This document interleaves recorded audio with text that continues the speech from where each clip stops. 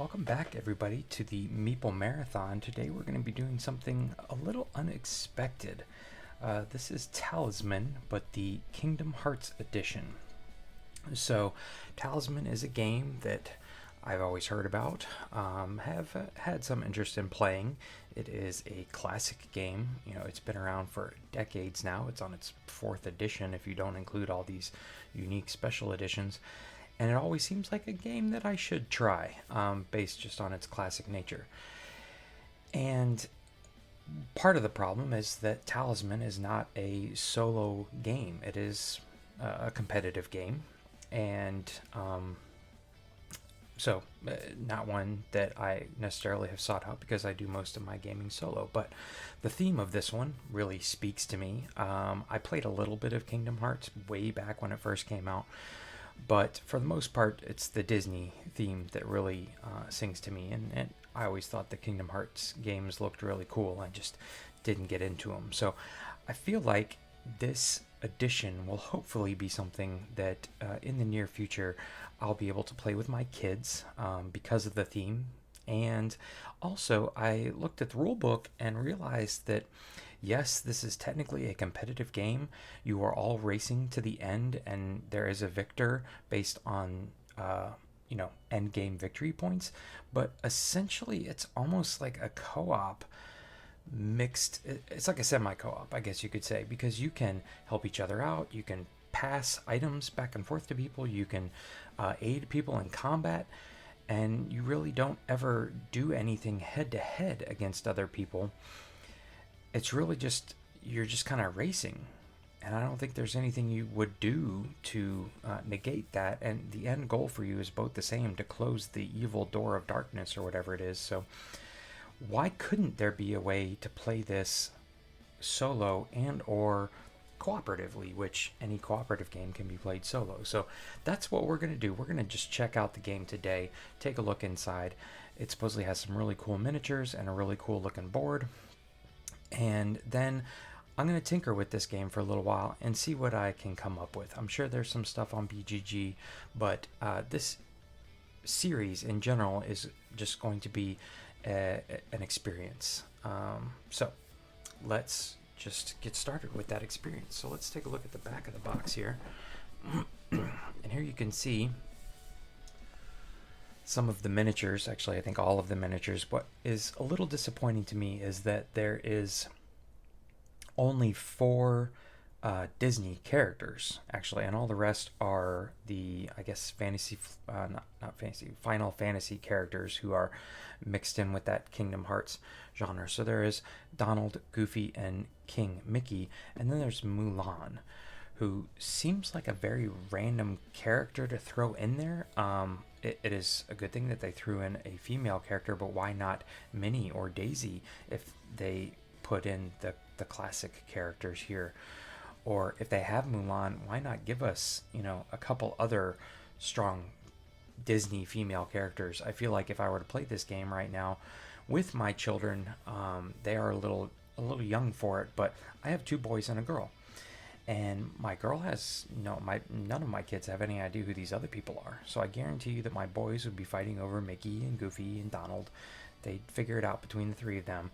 And then I feel like my daughter has just one choice for someone she recognizes, and she's, like I said, young, so Mulan really isn't in her wheelhouse right now. So if this was Ariel or Cinderella or Belle, she'd be all over that character. So that is a little disappointing. Maybe they'll come out with an expansion at some point and beef up the Disney characters. But as you can see, some really nice miniatures in here, very colorful board, and then there's a lot of Disney in the additional cards. So the allies, I guess, and the objects that you'll be picking up throughout the game appear to have a lot of Disney in them. So let's take a look at what's inside.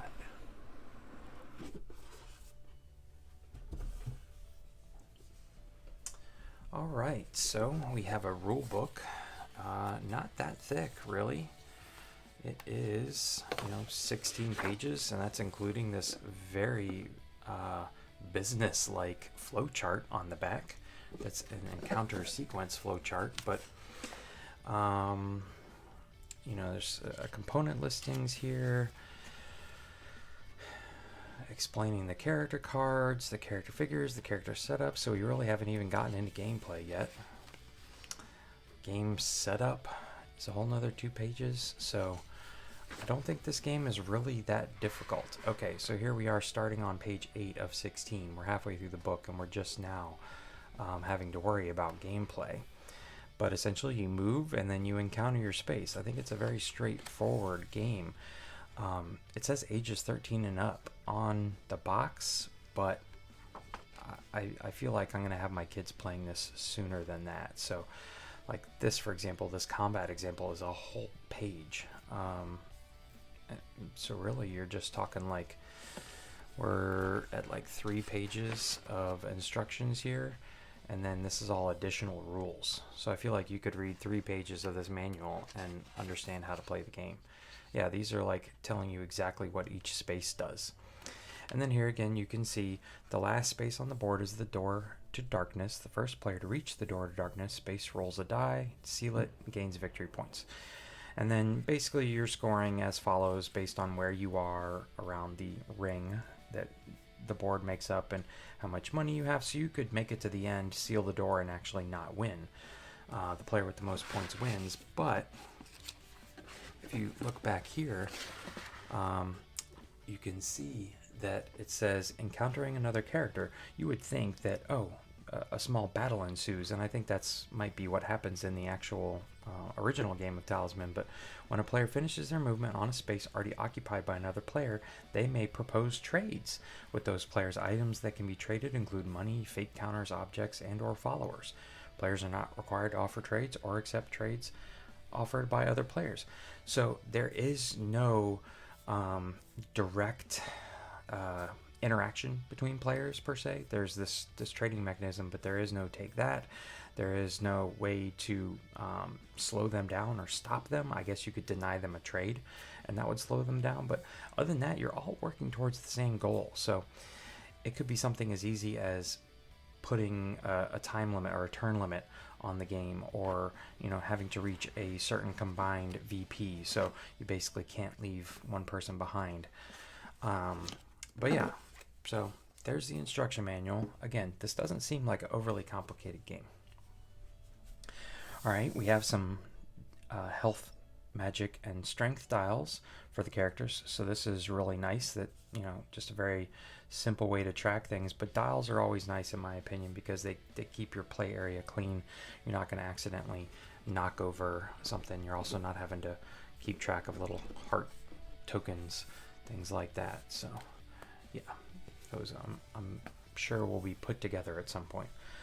Okay, so we have a whole bunch of other tokens here. I'm going to guess these are the fate tokens that they mentioned in the game, but then there's a lot of other nods to Disney in here. Certainly I'm guessing this is like Captain Hook's pirate ship. This is the Queen of Hearts. This is the guy from Nightmare Before Christmas. I'm honestly not sure what this one is. That looks like Cinderella there. More Queen's Hearts, that's the Lion King. There's a fairly good amount of Disney in these tokens here, so that's fun. And that appears to be all of them, so shouldn't be too bad figuring out a way to store the game. Alright, so now, goodness gracious. Okay, this is the board, and this thing is 1, 2, 3, 4, 5, 6. Yes, a 6-pane board. So we're going to have to back up to take a look at this. So I'm just going to set that off to the side. All right, so we have a decent storage setup here. Nice little components for all the miniatures. Let's take a look at some of these. I don't know if all of them are necessary to take a look at, but there's Mickey. He comes with his own Keyblade, which I know is from the games, and then I believe this is like the main character from the video games. Maybe not. He looks like he's falling over there. I wonder if he'll actually stand up. Yeah? Okay. I mean, this is pretty pliable plastic. These aren't like the most amazing miniatures in the world, quality-wise, but they're pretty detailed. And, you know, for what I paid for the game, actually I think this is the main character. I don't know his name, but he looks like the one who's standing up on top of the box. Who else do we got here? We got Goofy with a Mickey shield. But yeah, there's a decent amount of detail in these. I could see myself painting these up, and they'd just be really fun to play with the kids. And there's Donald. So that says Disney on the bottom. I wonder if these say Disney on the bottom. Yes, they all say Disney. Okay.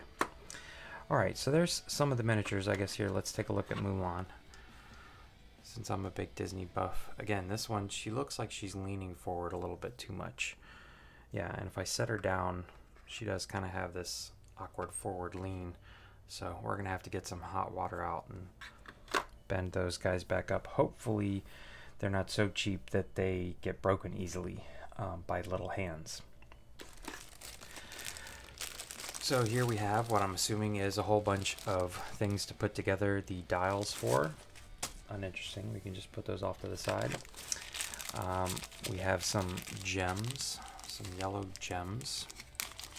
These don't look to be that amazing, but I guess they could have made these cardboard chits. So a little bit of a bonus there.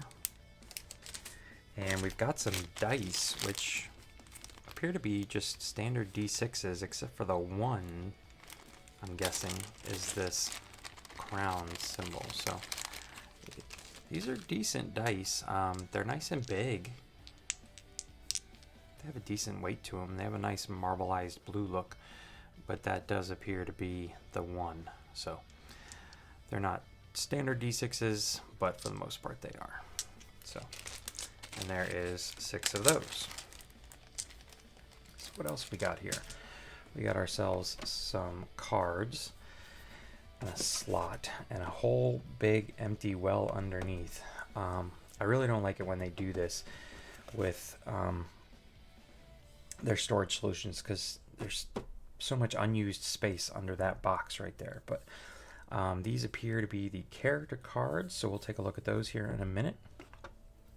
And then we basically just have a whole bunch more cards, it would appear. 2 card wells. So yeah, let me open these up and we'll take a closer look at all the cards. Alright, so let's take a look at these player boards first here. Again, I am not really familiar with any of these Kingdom Hearts specific characters, but I'm pretty sure that is the main character, Sora. You can see they each start in a different location.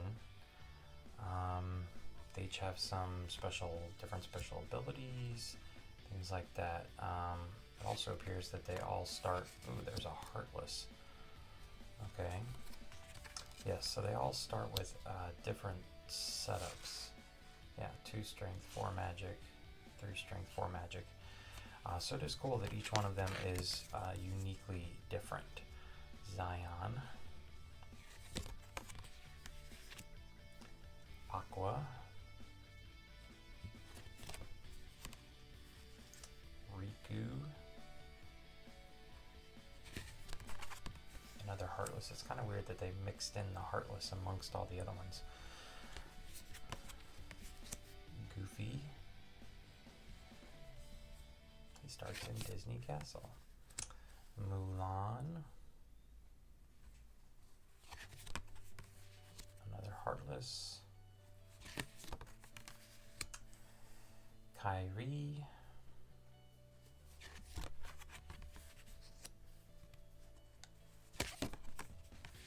There we go. King Mickey. So he and Goofy would start in the same spot. And Ventus. Okay, so there's all the character boards. Again, it is cool that they made each character unique in their starting stats, their special abilities, and even their starting locations. So now we have these other 3 cards here. I'm assuming that these are followers or allies. These are going to be spells, and these are probably going to be like items or consumables, things like that. So let's just take a brief look at some of these here. So we have Chip and Dale, Huey. Yeah, see, I just love that this is where all the Disney is coming out. This somewhat makes up for the fact that there's only 4 Disney characters in the game. Like, it's cool that you can have Simba added to your team. I would love to get my hands on the Star Wars version of Talisman, but that one is, unfortunately, look at, there's like 100 Dalmatian puppies in here, which is just kind of funny. Unfortunately, Star Wars is only available in the UK, and I have yet to find a seller who will ship it over here for free or at a reasonable rate. So, alright, well, that appears to be all the... Oh no, here we go. Here's some more fun allies. Phil, who's a stranger. Perdita and Pongo. The Genie of the Lamp. White Mushroom, not sure who that's from. Flora, Fauna, and Merryweather. Merlin. Ooh, and then we have some villains. Boogie Boogie. Jafar. See, they could have had a Jack Skellington character and an Aladdin character with a little Abu on his shoulder. Hades. And, like I said, Ariel the Mermaid. And there's a whole bunch of events here. There we go. There's Ariel. She's an event, though. You are visited by Ariel. Choose something from the object cards, after which Ariel will return to Atlantica and remain there, offering the following. Okay. There's Jack Skellington. He's another event. Shadow Heartless. Okay. Dark Ball Heartless. Soldier Heartless. These are all enemy cards. Okay. So that was just an example of some of the people and event cards, I guess. I'm going to guess these are spell cards. Nope, because that says object. Inferno Band, which is armor. Lots of this armor stuff. Accessory slot pack. Who came up with these names? There we go. Keyblade, the Divine Rose. The 3 Wishes. Okay, so that's like the genie one. There's a little lamp at the bottom. Olympia, so that one is from Hercules. The Pumpkin Head, so I guess that's from Nightmare Before Christmas. The Oath Keeper, not really sure what that one's from. Oblivion, nor do I know that one. And here we go, here's a whole bunch of spells. So I'm wondering if the backs of these are any different. Oh yeah, so there's some objects thrown in there. And then we have Keyblades. Okay. And now we have spells. So I wonder if the backs of these were any different. No, these appear to all be the same. Okay. Alright, so spells, we have things like Fire. Cast a spell and add 1 point of temporary attack to any attack or defense. Fira, which is upgraded fire. Thunder is their upgraded. Thundara makes me think of Thundercats. Cura, everything they just throw an A on the end. Is it Blizzardara? Nope, there's only one Blizzard. That's unfortunate. Reflecta? Oh, no, just one Reflect. Sliding Dasha? Okay, well, my theory is a bust. But anyways, there's some of the spells.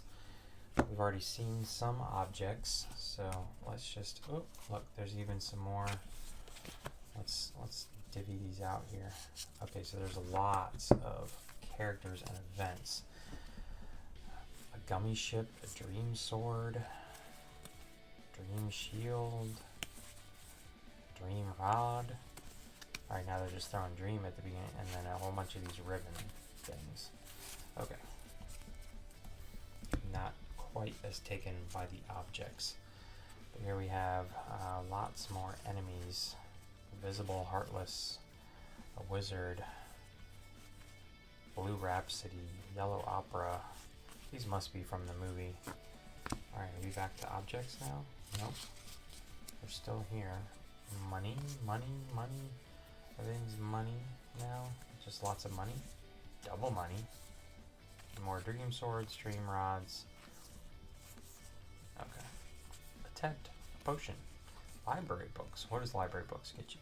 While you have the library books, they allow you to draw one more crown card than required. You may then discard the one you do not wish to encounter, but you must encounter all of the cards. So, I wonder if these are the encounter cards. So, you could encounter an enemy, or you could encounter a positive event. Alright, so that's the cards. Let's take a look at the board. Alright, so here is the board. It is absolutely massive. It is basically the size of like kind of your standard Zombicide layout, where you have the 6 kind of 1 foot by 1 foot squares you put out. But I mean, this thing is just taking over my entire table. So it's going to be interesting to get on camera, because my camera is about as high up as it goes right now, and if I take it any higher, you can't read anything that's going on. But you know, there are some really fun locations. The board is beautiful, just the color scheme and the artwork is amazing. But you know, there's like Disney Castle here, and then you have other places like Olympus from Hercules, or Agrabah from Aladdin. You've got the whale here, 100 Acre Woods. Then you have some other places like Keyblade Graveyard that I'm not familiar with, but here's Atlantica, where Ariel goes back to. Here's Wonderland. If we slide this down a little bit, so you can see some of the other locations here. You've got Halloween Town, Neverland. There's another one that I saw.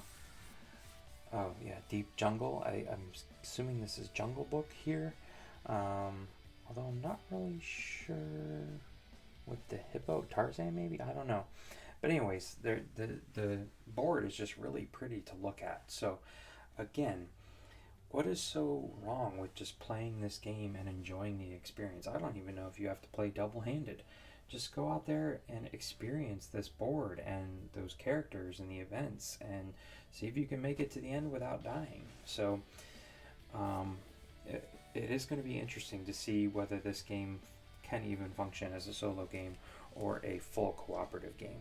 But needless to say, that is everything there is for Kingdom Hearts. Let's just take a quick moment and I'll show you how everything can fit back in the box. Okay, so just real quick here, you can see, I'm pretty sure this is how they meant for things to be stored back in the box. What's interesting is that there is plenty of space in the 2 card wells.